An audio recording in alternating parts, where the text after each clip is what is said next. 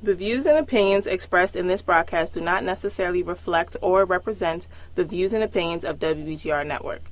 Any questions or concerns about what is said should be directed to the show host, whose information will be provided upon request.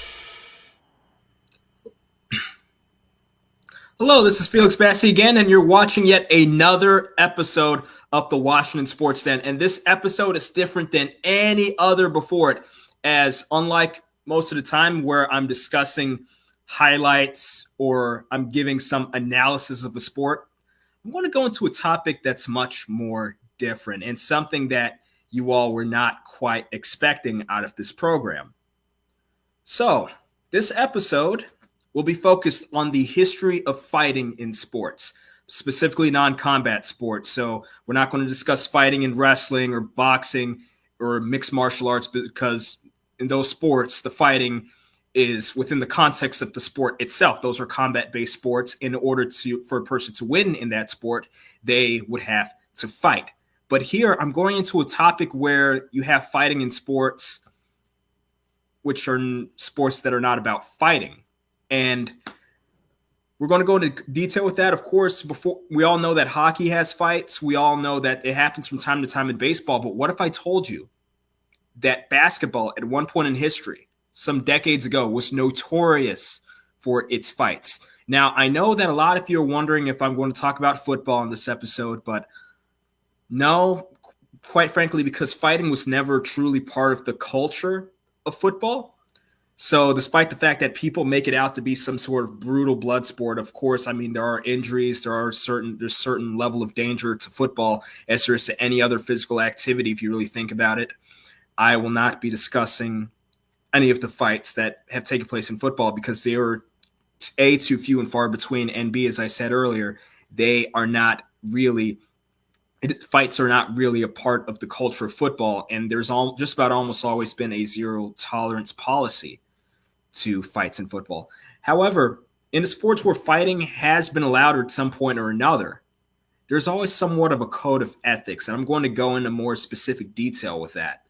But without further ado, let's discuss the history of fighting in basketball on clip number 2.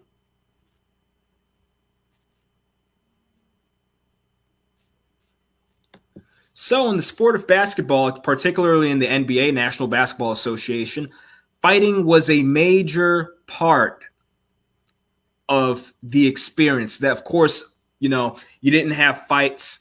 Of course, it's not a combat sport. It's not something that would have helped the team win, so to speak. It's not something that contributes to the game itself. But it was such prominence between the 1960s and 70s. You'd have media outlets such as Sports Illustrated have magazine articles about who the best enforcer was in the NBA, who the best enforcers were in the NBA. And of course, the term enforcer, for those of you who are hockey fans, you should be familiar with the term. It means a player on the team who is designated to handle these physical confrontations. That's to say that's your teammate that usually steps in to fight.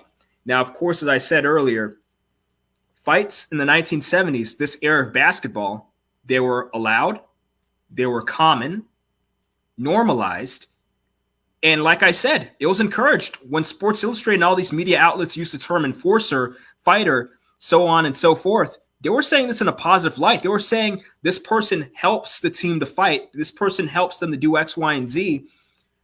And they meant to say that in a way in which, again, indicated some sort of encouragement for this. Now, of course, this is a major part of the sport of basketball up until the 1970s. There was a particular incident, I believe it's on screen right now, when Kermit Washington punched Rudy Tomjanovic. Now, the reason that this changed the landscape of basketball from here on out is because in this particular incident, there was a brawl, disagreement, fight per the usual. In this particular case, Kermit Washington, based on his accounts and based on the accounts of other people who were present, he was just in the middle of the brawl. People were holding one another back. People were trying to defuse the situation, so to speak. But one of the people who were trying to defuse the situation by implementing themselves into this was Rudy Tomjanovic. And during this incident, he rushed onto the court at full speed. Now, when Kermit Washington said he first saw Tomjanovich, he didn't one on. He just saw a basketball player. Again, these are athletes, some of the strongest, most fit people out there. So he sees this guy rushing towards him at full speed. So his first instinct is, my goodness, this guy's trying to take me out. Plus, I believe he may or may not have been held down at that time to some extent. So he's thinking, oh my goodness, this person's opportunistic. He's about to seriously hurt me. So what Kermit Washington did, he just punched him as hard as he could. And unfortunately, that resulted in Tomjanovich suffering a number of severe injuries. Number one, of course, he's running at full speed. That just maximizes the impact of the hit. And two, you have to realize this is the NBA. These people on average are well over 6'5". It's not like the NFL or NHL where, okay, you may have some players who are 6'5", or even less of the case in NHL, but in the NFL, you may have some offensive linemen who are 6'5". You may have some quarterbacks that height. But in basketball, just about everyone is that height or above. That's almost a medium, if not below the median in that particular sport. And the reason I say this is because he fell straight down. Now, there's an old saying, bigger someone is, the harder they fall. And that's very true. You'd have to understand, again, he ran into a full-strength punch from a fairly strong person, and he was running at full speed. And mind you, basketball takes place on hardwood. So when someone falls on a hardwood, that's more likely than not going to result in an injury. And of course, basketball is not a contact sport in the way that football or hockey is. If someone were to fall down in football, their helmet and their padding would absorb much of the impact. In hockey, the helmet and padding absorbs much of the impact. And hockey is another sport that takes place on a hard surface. But basketball, here's a case where we have hard surface, no padding, no protective gear. Any fall a person suffers can be very severe. And that was the case with Rudy Tomjanovich. And the doctors who treated him say that he was actually lucky to recover in the way he did. In fact, the fact of the matter is, some even say that he was lucky to even survive the injuries that he had as a result of that. So, with that being the case, Tomjanovich, again, he made a recovery. He made a comeback to the sport of basketball, but apparently the after effects of the injuries were so severe that he wasn't able to play at his peak in the way he did pre-injury. So he retired soon after, but he had a lot of good years left on him based on what various people say. And from this point forward, the NBA was more so had less tolerance for fighting. The NBA pretty much banned it for the most part.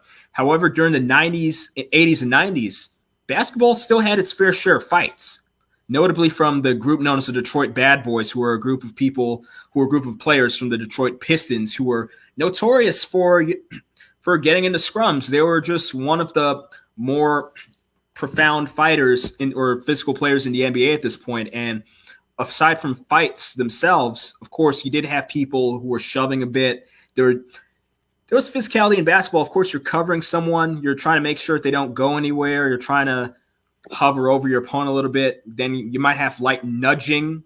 But it was done to an extreme that resulted to some misunderstandings, to word things nicely. And well, you still had physicality, but I'd say that the NBA kind of cracked down on it towards the latter portion of the 90s, if not all the way into the 2000s. By this point, fighting was pretty much eviscerated from the sport, and there's zero tolerance. If a player does as much as shove a guy, that's an ejection. If a player does as much as use choice words in some cases, that's an ejection. Some people would argue that, it's a case of the league being soft, so on and so forth. It's a case of the league being this, that, and the third. But the fact of the matter is, you know what? At the end of the day, basketball, all that's not necessary. I can understand why the league would want to ban that, Like, from a reasonable perspective, I can understand why the NBA wouldn't want fighting. It's like, aside from the whole image and PR thing, from a more logical perspective, it's unnecessary. And it's really, I would dare to say that it almost encourages poor sportsmanship. So really, I would agree that, yes, I do like what they did, but I would go as far as to say that this also, some people say, I think it's a bit of a stretch that they're saying this, but some say that it also has to do with the NBA officials being more so litigious in the way in which they foul the players. That's to say that some some commentators would jokingly say that nowadays you get fouled on for breathing on a player too heavily. So that's something I disagree with, So I would say, in short, overall, I think they did a good thing by eviscerating fights. But at the same time, I do think that you have to let players play. If there's too much contact on a certain thing, as long as it's not a push or an elbow or something that's inherently violent, I don't think the referees should be too litigious in that matter. And moving on to the next sport, baseball, clip number 3.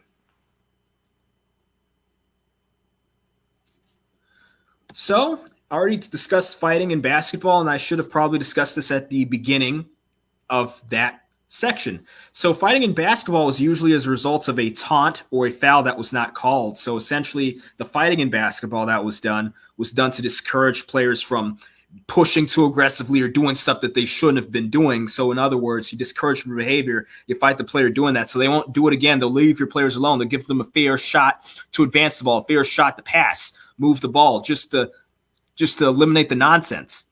And some say that it's a similar case with baseball. So in baseball, this fights usually occur as the result of someone getting hit by a pitch, and especially if it's in a manner in which the batter may find it deliberate. Prime example being when Bryce Harper was hit by a pitch in a game in San Francisco back during the 2017 season. And, of course, that particular fight led to a suspension. It doesn't always pan out that way, but I'm going to get into that later. In other cases, fights are caused by collisions. Of course, in baseball, once a batter hits the ball, they have to run from base to base. And I used to play baseball when I was younger. A little fun fact for you. Like, I played team baseball from ages 10 up until 18. So, yes, in a way, you can say I'm a former athlete with a sports show. So in the sport of baseball, the coaches would always tell the baseman, and usually I played outfield, but whenever I played the base, the coaches would tell me to stand on the corner of the base. Why? Because if you're standing right on the base, that's where the guy's running to. That's where the base runner's running to. And he has to land right on that base. So you're running the risk of being run into at full speed. You're running the risk of being mowed over, causing injury to yourself, and causing injury to your opponent. So, of course, sometimes, again, this happened. That might stir up a fight. Of course, it never happened when I was playing, but I did have an issue where I did collide into another player, but thankfully none of us were really hurt that badly. The guy's uniform may have been a little dirty. I was running at full speed. I was considered to be fairly fast, and let's just say I stopped just in time. Like, I got on the base. Thankfully, I didn't give him a LeRon Landry style hit there by a mistake, of course. And now I brought up a football player during the show that was supposed to exclude football. It's just a habit of mine. Forgive me. So sometimes the fights in baseball, like you see in this picture, happen with group fights. You have the bench-clearing brawls, as you can see here, between the Cincinnati Reds and Pittsburgh Pirates, division rivals. You just have everybody involved. Everyone's going to blows, and sometimes that includes the manager, like you saw in the first clip. It was a fight between another set of division rivals, the Boston Red Sox and New York Yankees, and what's considered to be one of, if not the most prolific rivalry in North American sports. It's up there with Washington versus Dallas in football, so on and so forth. And it is an older rivalry. It goes back over 100 years. But without going further off topic, that was a case in which there was a disagreement. And again, unlike other sports, baseball is one where you have even the coaches who are supposed to be the peacekeepers getting involved in these scrums. And so I'd say another thing about baseball, a lot of times you do see these fights. Sometimes they go unpunished. Sometimes there are no ejections. Sometimes there might not be a fine. Well, that's a big sometimes if sort of thing. So I'd say that the fighting in baseball is less legislated. And, of course, I do think, again, that's something that could be potentially problematic. Like I said with basketball, I mean, fighting is something that's not part of the sport. It's not necessary. Now, I understand in certain circumstances you can say, well, this player was provoked by this. This player did this action or said such a thing, so perhaps maybe a 1-game ejection or a short suspension will do. But in cases where people would go beyond the pale, so to speak, I'd say an example would probably be Bryce Harper throwing his batting helmet at the pitcher. That's something that could have actually seriously hurt the guy. I wouldn't be against the MLB. I wasn't against the MLB giving that suspension. Mind you, I'm a Nationals fan. I'm someone who was watching the game. I was a fan of Bryce Harper. I liked what he did for my team. He turned the franchise around, a franchise that has been consistently losing since their Montreal days. Since they were founded in 1969, they weren't that great for about 36 years. They had one good year in 1994, but oddly enough, that league was closed due to a strike.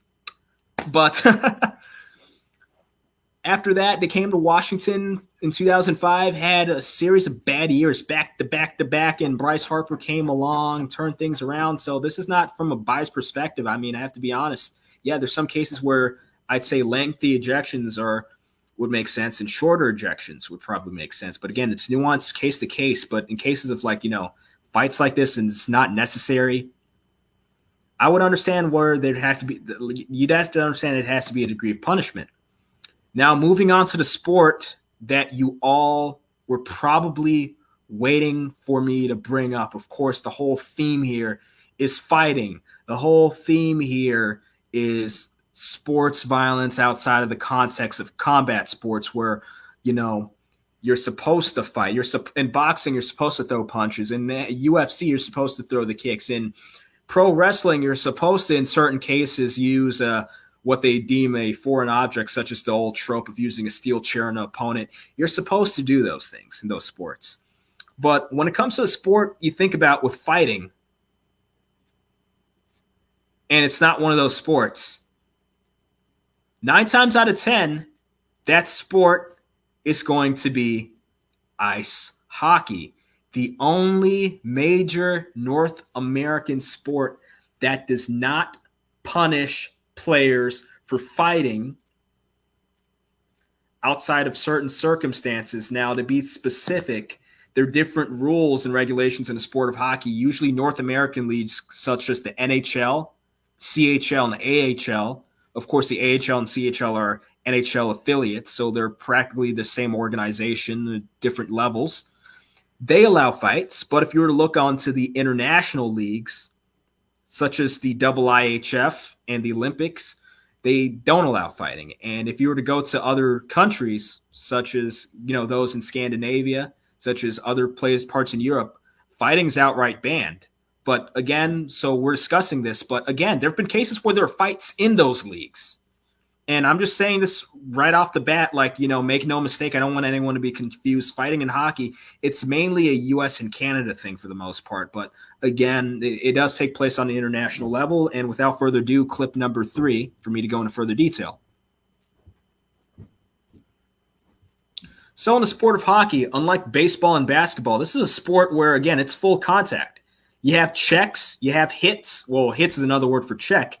But sometimes those hits are a little off. And let's just say someone gets hit in a way that looked a little unnecessary, a little aggressive, and you want to discourage that behavior. They probably did that once in the night and you want to let it go. Then they do that again to your teammate or they do that again to you.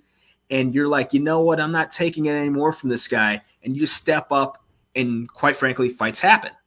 So sometimes that's the cause of fights, to discourage behavior that's unwanted, such as, again, aggressive hits. And sometimes they have penalties or illegal hits, not just aggressive hits. Sometimes the hits are flat out illegal. There's certain hits you're not supposed to do in hockey. For example, boarding. If you're against the board and someone hits you, that's a foul. But if the ref doesn't call it, someone has to, from their logic, from their perspective, this isn't Felix saying this. This is just about any hockey player or just about any hockey fan or any person who's played hockey at some point in their life. They'll tell you that, if the referees don't get the job done, that's why they have their fighters called the enforcers. They sometimes feel they have to enforce the rules for the refs when it seems as if they're not quite doing their job. But outside of that, sometimes these fights happen out of sheer frustration. Sometimes, this is one that's less encouraged. This is what people would consider, quote unquote, hooligan behavior, one of those fancy or odd terms. a prime example of that was a bench clearing brawl between Washington and Philadelphia in the 2013 season. The Capitals had a 7-1 lead against the Flyers, and just about everyone on the Flyers just started beating up all the Caps players, even the goalies. Braden Holtby, who was their goalie at that time, he didn't even want to fight, but the opposing team's goalie, this goes against the code of ethics of hockey, by the way. Both parties are supposed to agree to the fight before it happens, and forcing an opponent to fight, that's almost guaranteeing an ejection here, but I digress. So, of course, you do have cases where you have bench clearing brawls, and I did say that usually doesn't happen outside of the U.S. and Canada for the professional leagues. But what you see on this picture is a rare case. This is from a 1987 World Junior Tournament game between Canada's hockey team and Russia's hockey team. Now, this game was infamous in the history of hockey because this almost never happens in international matches, any fighting whatsoever. But this happened numerous times throughout the night, and it included the full roster from both teams.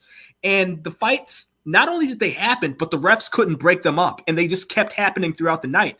And this game, Google this. Google Russia versus Canada hockey fight lights out. That's right. The fight got so bad that they had to turn the lights out in the arena and pause the matchup just for them to just get their stuff together and just go on with the game.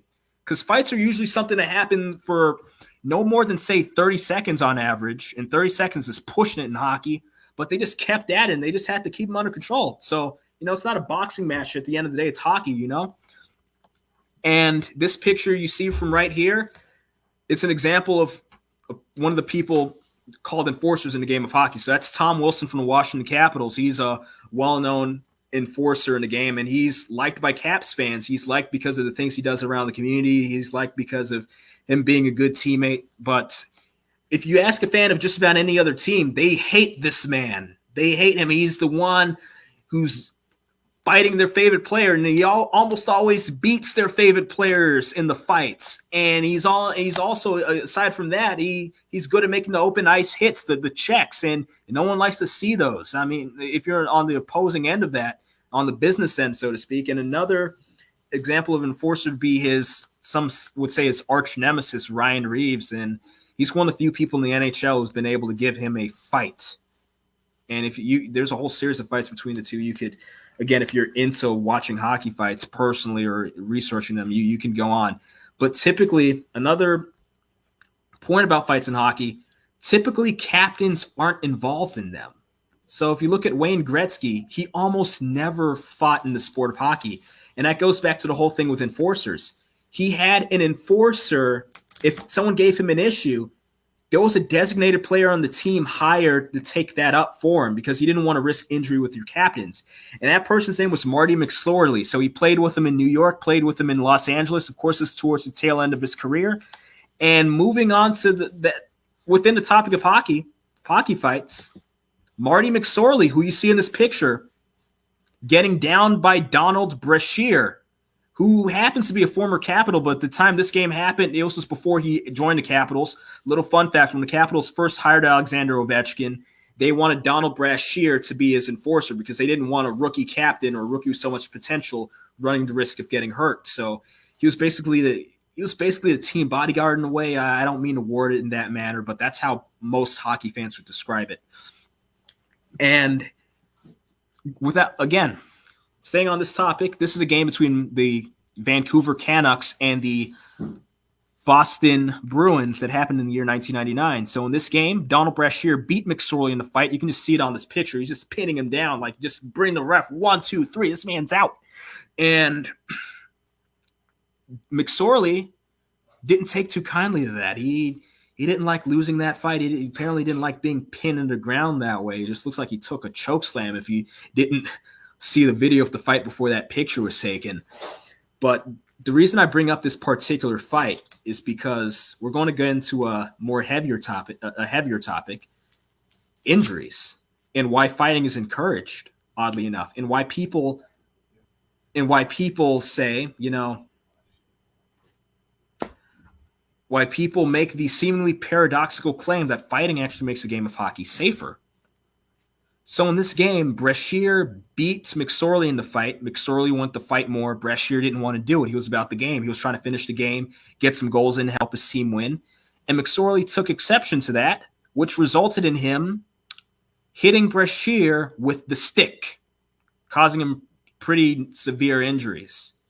And yeah, so Brashear missed an entire year out of his career due to the extent of that injury. Mind you, this is hockey. They're skating at full speed, hard surface, and they have padding, but it can do only so much when the part they fall on is their head, especially after getting hit in the head with a hockey stick. And if you know what the pro sticks are made out of, you would know that just getting tapped by one doesn't feel very nice. So, of course, this resulted in McSorley getting suspended. He had a fairly lengthy suspension. As a matter of fact, it was so lengthy that pretty much ended his career. Like, by the time his suspension was over, he was done in the NHL. And going into the whole topic of why they say fights make hockey safer, I'm not blaming Brashear. He didn't do the wrong thing here. He said he didn't want to fight. McSorley should have just left him alone, quite frankly. McSorley is 100% in this particular instance in the wrong here. But at the same time, the reason people say fights are safer, that's to say that if Brashear let McSorley fight him, they would have got their steam out. Now, of course, they're fighting, they're going to get hurt, they're throwing punches at one another, but the refs break it up after a couple seconds. After a guy takes a few punches to the face, the refs separate it. So it's a fairly controlled situation. So they're saying if they just get their steam off there, they don't have to worry about illegal hits, someone skating at full speed trying to hurt you repeatedly throughout the game, or someone trying to slash you with the stick repeatedly throughout the game. So that's the argument that a lot of hockey players make, including hockey players who get injured by a fight. And for those, again, who are more so hardcore hockey fans, if you're watching a preseason this year, there was a game involving the Edmonton Oilers where one of their players lost balance during the fight. Again, they're skating on ice. He lost balance. He slipped and fell, suffered a concussion. And it brought up the whole debate, should fighting be allowed in hockey? Now, again, I've already stated my opinion about fighting in non-combat sports. Generally, I do think it's kind of an unnecessary thing. And you just, again, it's a distraction. And B, for the most part, I think overall, in general, for the most part, you can say it's a distraction. You can say, okay, at times it encourages poor sportsmanship, that and the third. But in the context of hockey, I'm not saying that I don't want fighting in hockey. I'm not necessarily advocating for it either. I'm not going to explicitly word my opinion here, but I'm going to say this. I get both sides of the argument because guess what? Hockey players, this is a sport where, again, people do unnecessary pushes. In football, you don't have any fighting, but if someone does an unnecessary hit, it's a sport that's more regulated altogether. It's easier for a person to get ejected in football. It's easier for a person to get ejected in all these other sports.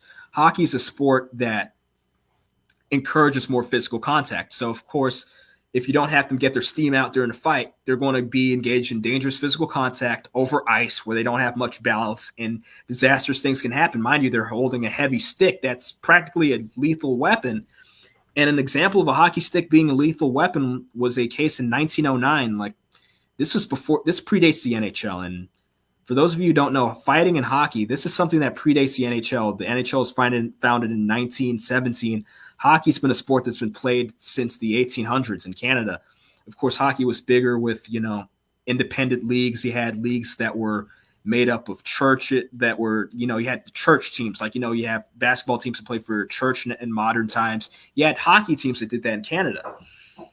So this is a case. It wasn't a church team in this case, but there was a guy named Alan Looney who during a game decided it was a good idea to whack his opponent as hard as he could with the stick in the head repeatedly. Mind you, this is a time in which hockey players did not wear helmets. A little interesting fact for you, hockey helmets were not made a requirement until the 1970s. And even that, there was a grandfather clause that allowed players to play helmetless if they started their career before 1970. But I'm going off topic here. So Alan Looney in this game that took place in 1909 hit his opponent in the head repeatedly, no helmet, and he actually killed the guy. That's right. Hockey is a game where you'd have bonds to the extent that people were actually charged with murder. Of course, this is something that has never happened in the NHL. You never had a player get killed on the ice in the NHL.